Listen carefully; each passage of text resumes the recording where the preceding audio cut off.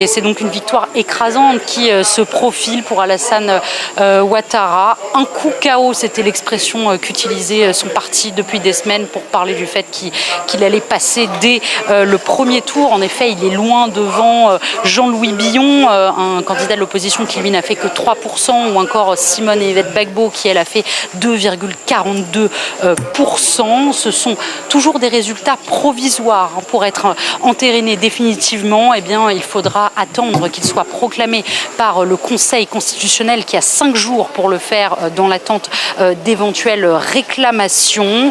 Alors le président de la commission électorale indépendante a également annoncé au cours de son allocution le taux de participation qui se situe donc à 50,10%. C'était un enjeu majeur pour ce scrutin.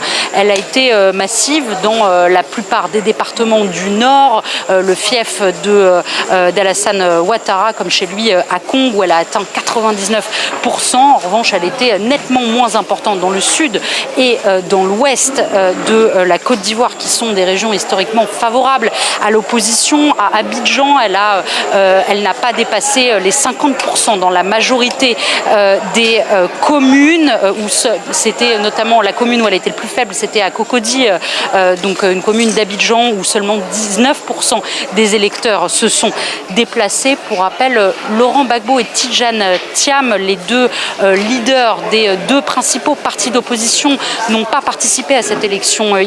Leur candidature avait été rejetée par le Conseil constitutionnel. Dans un communiqué, leurs partis qui ont qualifié cette élection de coup d'État civil ont appelé à réorganiser une nouvelle élection et ont appelé leurs partisans à continuer à se mobiliser dans la rue. Si le scrutin, il s'est globalement bien déroulé, des incidents ont entravé le vote dans moins de 2% des bureaux de vote. C'est ce qu'a également annoncé le président de la commission électorale à l'instant.